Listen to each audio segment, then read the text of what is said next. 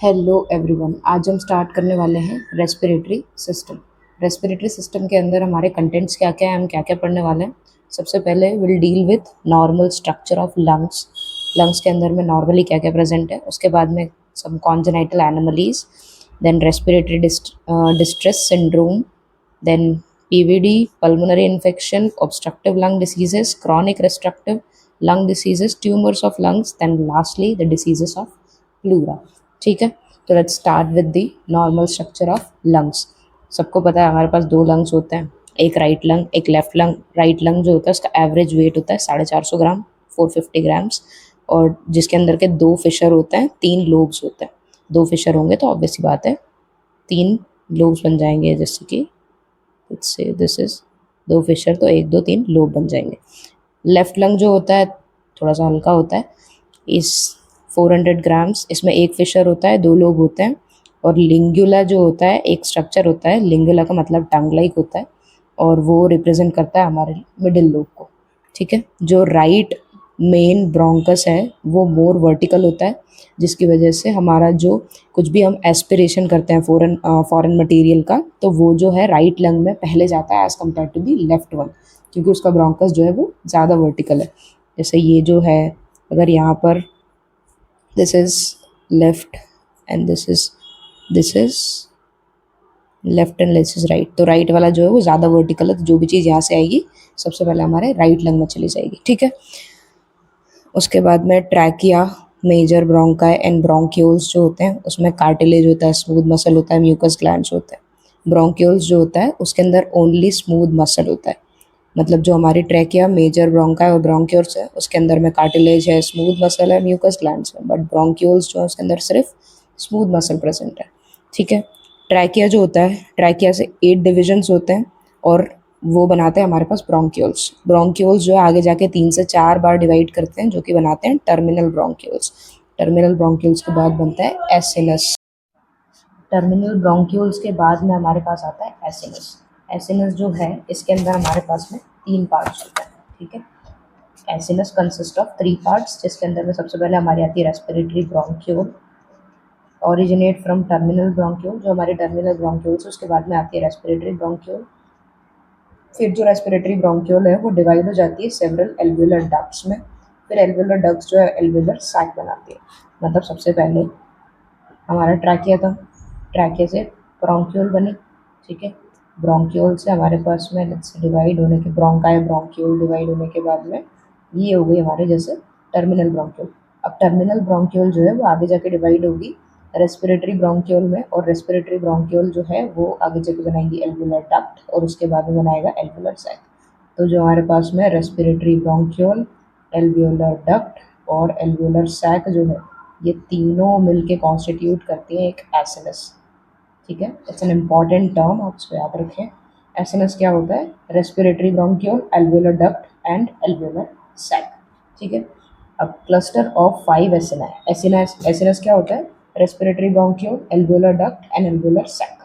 अब ये जो है ऐसे 5 एसिनस का जो क्लस्टर बनता है, वो 5 जो क्लस्टर बना है वो सप्लाई होता है by terminal bronchiole and enclosed by fibrous septa is termed as pulmonary lobule. Lobule मतलब क्या होता है? जो हमारा एसिनस है, ऐसे 5 एसिनस, मतलब 5 एसिनस के गुच्छे मिल गए, और वो जो है मतलब टर्मिनल ब्रोंक्यूल से आगे बने थे ना, ऐसे 5 गुच्छे मिल गए, फिर उसके बाद में पाँचों ने मिलके एक फाइब्रस सेप्टा के थ्रू कवर हो गए। ये जैसे 5 एसिनस है, उसके बाद में एक फाइब्रस सेप्टा ने इनको कवर कर दिया, तो अब इसको क्या बोलेंगे हम लोग? Pulmonary lobule. ठीक है, टर्म्स क्लियर रखना, एसिनस क्या है, पल्मोनरी लोब्यूल्स क्या है। उसके बाद में हमारी टर्मिनल ब्रोंक्यूल्स से एसिनस अराइज होता है, जिसके अंदर में respiratory bronchiole, respiratory alveolar ducts and alveolar sac आता है। ठीक है, this is only the important thing जो आपको नॉर्मल से याद रखनी है, बाकी तो बहुत बेसिक है। Lung have double blood supply. अब लंग के पास में ऑक्सीजन है, तो पहले डीऑक्सीजनेटेड आएगा और फिर ऑक्सीजनेटेड जाएगा। तो ऑक्सीजनेटेड भी होता है, डीऑक्सीजनेटेड भी होता है। Oxygenated through bronchial artery, deoxygenated through pulmonary artery. अब जब ये दोनों ब्लड जो होता है ये हमारे पास में मिक्सिंग भी हो जाती है टू सम एक्सटेंट। इतना ज़्यादा इंपॉर्टेंट नहीं है, बट याद रखना हो तो रख सकते हो। इन केस ऑफ ब्लॉकेज अगर होता है हमारे पास में of one side of circulation, तो जो सप्लाई है वो अदर साइड से मेंटेन हो जाती है। ठीक है। नेक्स्ट हम देखेंगे हिस्टोलॉजी। हिस्टोलॉजी में क्या है, जो ब्रोंकाई है वो आगे जाके ब्रोंक्यूल्स में कन्वर्ट होते हैं। तो जो ब्रोंक्यूल्स है उसके अंदर में single layer of pseudo stratified ciliated columnar epithelium होती है, और गॉबलेट सेल्स नहीं होते हैं, क्लारा सेल्स प्रेजेंट होते हैं। और ब्रोंकाई और ब्रोंक्यूल दोनों की हम अगर बात करें तो वहाँ पे pseudo stratified ciliated columnar epithelium होती है, जिसको हम रेस्पिरेटरी एपिथेलियम भी बोलते हैं। रेस्पिरेटरी एपिथेलियम किसको बोलते हैं, pseudo stratified columnar ciliated epithelium को। प्लस यहाँ पे गॉबलेट सेल प्रेजेंट है जो कि डिक्रीज होते हैं ब्रोंकस से लेके मतलब एक ये था ब्रोंकाई, मतलब ये ब्रोंकस है। ब्रोंकस से हम लोग ब्रोंक्यूल्स की तरफ जा रहे हैं, वैसे ब्रोंक्यूल्स की तरफ जा रहे हैं। तो हमारी जो रेस्पिरेटरी एपिथेलियम है वो तो मेंटेन्ड है, बट गॉबलेट सेल यहाँ पर ज़्यादा थे, यहाँ पे अमाउंट कम होते गया कम होते गया कम होते गया, और ब्रोंक्यूल्स पे जाके नो गॉबलेट सेल्स जो है वो नहीं बचे वहाँ पे। ठीक है, this is the normal histology. और ये देखिए, ये जो होता है हमारा, ये एक पूरा एल्वेोलर सैक है। इसके अंदर में मेनली दो टाइप के सेल्स होते हैं, एक टाइप 1 न्यूमोसाइट, एक टाइप 2 न्यूमोसाइट। उसके बाद में ये जो है हमारी इंटरस्टिशियल सेल है, ये हमारी एल्वेलस है, उसके साइड में होगी ब्लड कैपिलरी, और ब्लड कैपिलरी और इसके बीच में होंगे इंटरस्टिशियल, जिसके बीच में होंगे इंटरस्टिशियल सेल्स। तो ये जो है कैपिलरी का ल्यूमन है, ये कैपिलरी की एंडोथेलियम है, ये इंटरस्टिशियल सेल्स है।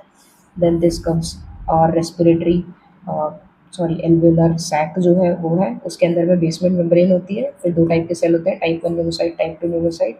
टाइप 2 जो होते हैं उसमें माइक्रोविलाए प्रेजेंट होते हैं। They are the reserve cell undergo compensatory hyperplasia when type 1 are injured. ठीक है, अगर टाइप 1 इंजर्ड हो जाएंगे तो टाइप 2 जो है उनका हाइपरप्लेजिया हो जाएगा, नंबर बढ़ जाएगा। और ये टाइप 2 क्या करता है, सर्फेक्टेंट सिक्रीट करते हैं, इंपॉर्टेंट पॉइंट है। टाइप 1 न्यूमोसाइट जो होते हैं वो अप्रॉक्सीमेटली 95% ऑफ द एल्वेओलर सरफेस को फॉर्म करते हैं। ठीक है, अब पोर्स ऑफ कोहन क्या होता है, ये भी थोड़ा सा इंपॉर्टेंट है, याद रख सकते हैं। जो एल्वेलाई है वो आपस में कैसे कनेक्टेड है, क्योंकि लंग्स जो है उसके अंदर बहुत सारे एल्वेलाई है, तो एल्वेलाई जो है वो आपस में कैसे कनेक्टेड है, थ्रू पोर्स ऑफ कोहन। ये क्या है, site of alveolar connection between adjacent alveoli and allowed passage to bacteria and exudate. कोई भी आपका, जैसे हमने देखा था म्यूकस सेल्स है, म्यूकस तो नहीं, मतलब यहाँ पर जो भी, जैसे जो भी सरफेक्टेंट सिक्रीट हो रहा है वो एक एल्वेलाई से दूसरी एल्वेलाई में मूव कर रहा है, तो it moves through pores of Kohn.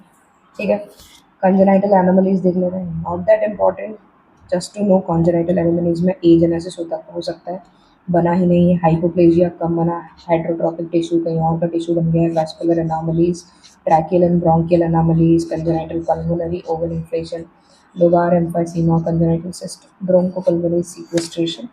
Neonatal acquired lung diseases में क्या होता है, ये इंपॉर्टेंट है, आरडीएस, जिसको हम अभी आगे जाके डिटेल में पढ़ने वाले हैं, याद रखना है, इसका नाम है hyaline membrane disease.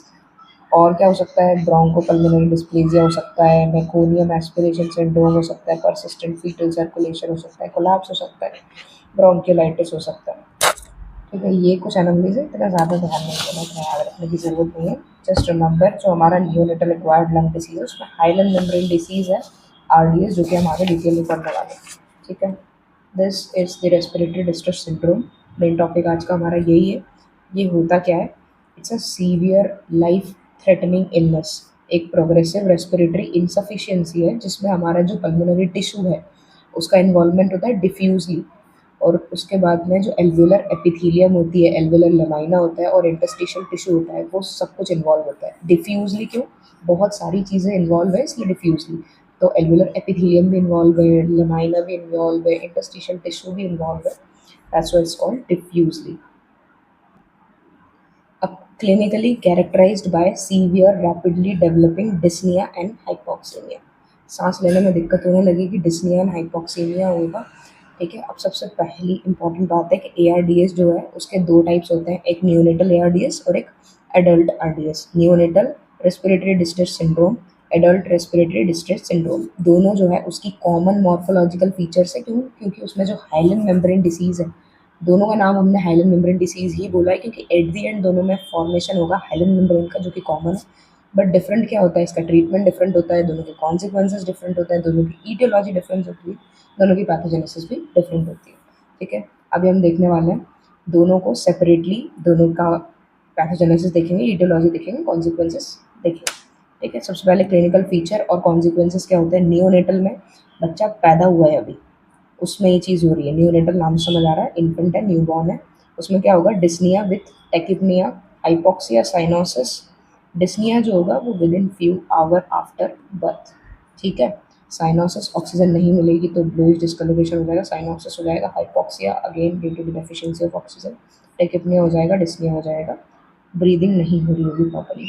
Adult ARDS जो होता है उसको हम लोग, ये नाम याद रखना है आपको क्योंकि इन नामों से भी सवाल आ सकता है। What is the respiratory distress syndrome को